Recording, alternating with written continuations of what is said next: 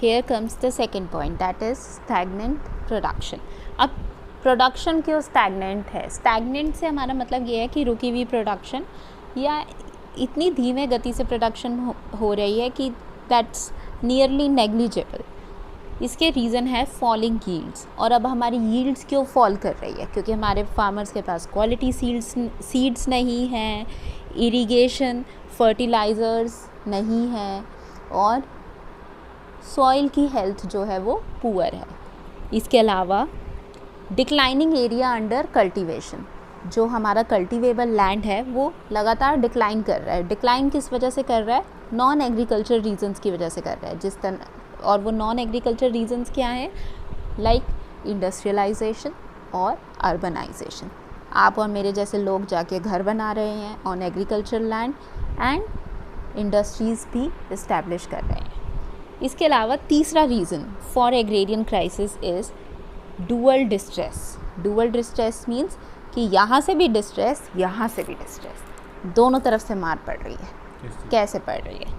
High inputs की cost हो रही है, deregularisation of fertiliser prices, reduction in farm subsidies, high cost of quality seeds and rising labour cost. तो हर जगह से जो इनपुट कॉस्ट है वो बढ़ रही है. इसके अलावा लो फार्म रिवेन्यूज़ हो रहे हैं due to low production plus low prices received in market for output. Input तो आपकी महंगी हो गई है, ओके, एंड आउटपुट के लिए लोग they are not ready to pay you higher price because they are unaware कि इनपुट कॉस्ट बढ़ गई है.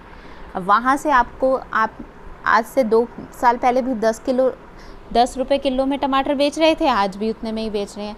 जबकि आपकी लेबर कॉस्ट राइज़ हो गई है, आपकी क्वालिटी सीड्स की कॉस्ट राइज़ हो गई है, आपके फर्टिलाइज़र्स की कॉस्ट राइज़ हो गई है, क्योंकि वहाँ उस सेक्टर में रेगुलराइजेशन कम हो रही है सरकार की तरफ से. So this is known as dual stress कि इनपुट की कॉस्ट बढ़ रही है, आउटपुट की कॉस्ट उतनी ही है या घट ही रही है. इसके अलावा प्राइस रिस्क है, that is the fourth reason. In a good crop season surplus produce drives down the price.